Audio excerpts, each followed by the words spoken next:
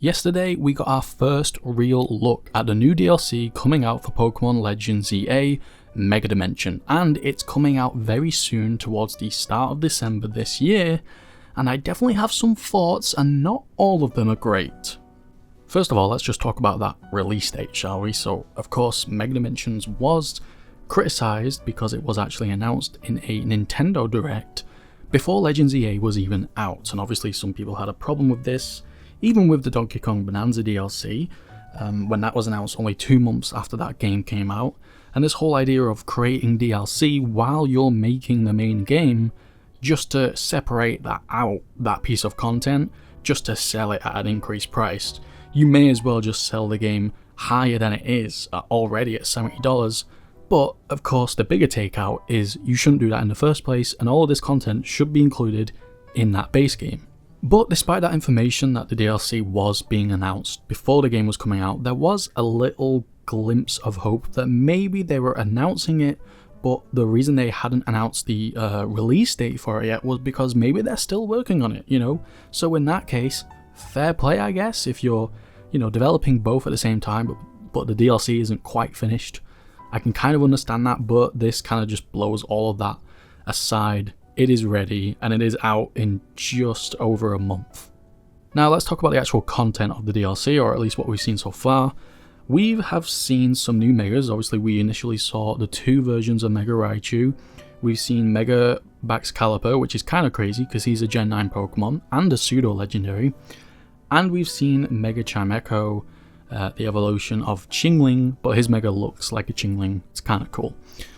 We also have a little look at gameplay and what will happen in Mega Dimension, what the portals will do, how we sort of interact with Hooper and what he does and contributes to the DLC, and what we can expect to find. And one of the biggest things we can expect to find, and one of the big surprises I and many fans had, was the introduction of wild Pokemon that are above the level 100.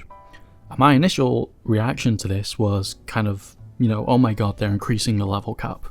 Beyond 100, that's kind of insane, but then as I sort of thought about it a bit more, I see this as a pure gimmick. I see this as kind of like totem Pokemon, where, it's basically the equivalent of giving Pokemon extra stats or EVs, or, broken off the charts EVs, kind of like Pokemon like Eternatus as a final form. You never get access to that Pokemon, so they just make it absolutely broken just for that final fight.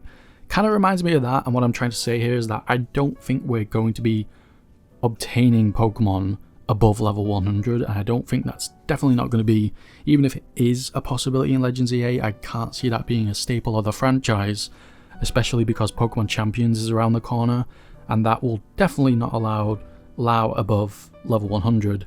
Also, the diminishing returns come all the way earlier at like level 50.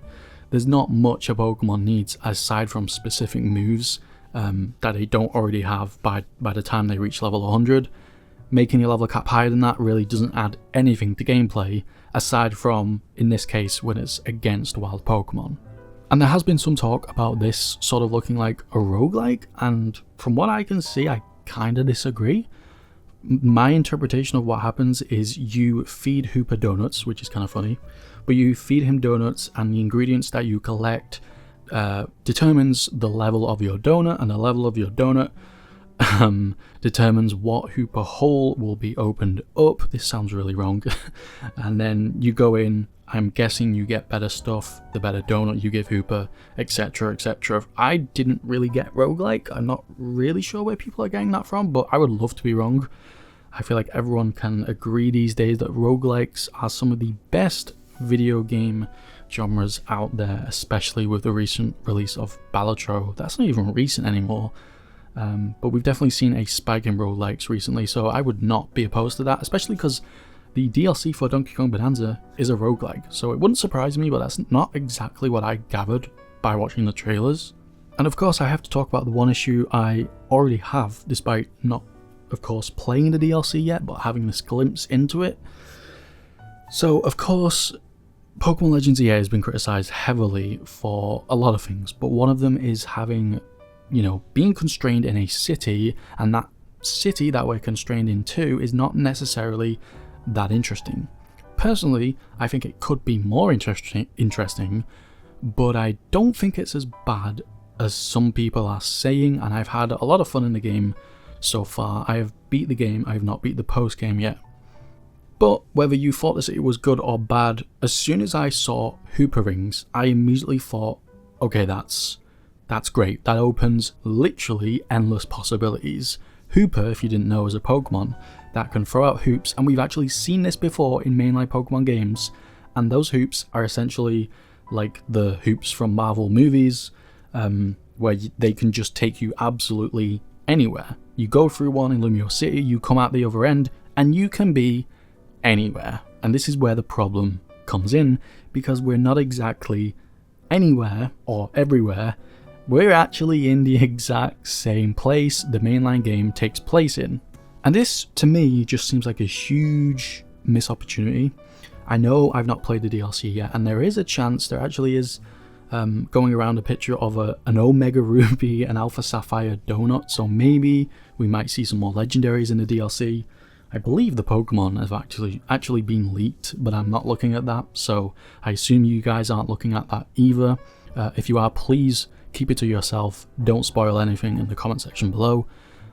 But with those donuts are a chance for, I guess, the player to visit some unique places, or maybe not. Maybe you just, again, visit this grayscale version of Lumiose City and Groudon and Kyogre just happen to be there.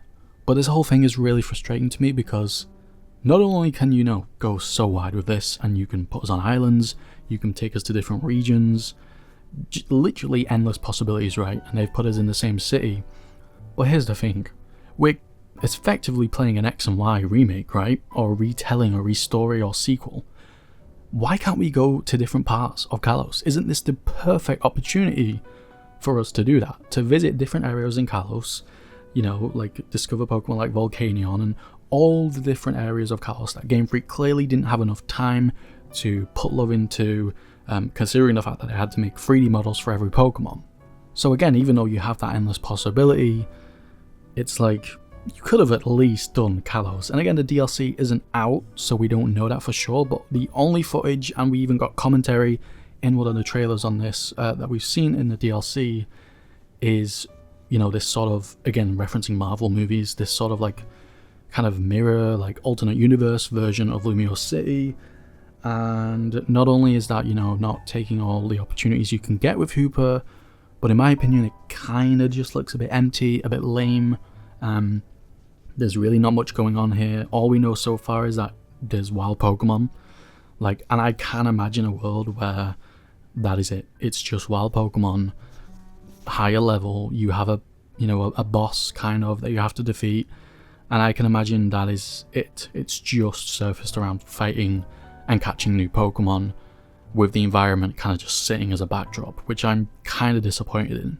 The other thing is, in classic cheap Pokemon / Game Freak fashion, we kind of see that the whole Lumiose City that is in this new dimension is the exact same model, but with a new skin. Like, everything just seems desaturated. And there's actually a moment in the trailer when you can see the desaturated city, and you look at the buildings and they all look kind of grey, and you think, or you kind of assume, okay, they probably just literally got a slider for saturation and just slid it down and desaturated the buildings. And that, I think, is actually true, because there's one moment in the trailer when you see all these buildings, and below you of course see a Pokemon Center, because they are built into the giant skyscrapers in this game. The problem though is that Pokemon branding, the Pokemon Center branding, of course normally is red, but it's like they've literally just desaturated it with the building, and so now it's not grey, it's not grayscale, it's actually pink. And that of course is what happens when you take red and you just desaturate it. And my worst fear is that they've just took the whole model, and that was another criticism of people, that Lumiose City is actually just one model, one building model, and they've just desaturated it and called it a day. And that's the thing I don't really like about Legends EA. I love the game, but there are moments where I'm like, yeah, Game Freak haven't got a lot to play with here. I've actually recently been doing a lot of side quests in the game, and it's my one nitpick of the game that I really don't like is when you're doing a side quest, and I don't know if anyone else is like me, but I have to complete every single side quest in video games. I don't know why. Even if I know I'm not going to get anything valuable from it or a useless berry, I have to do it.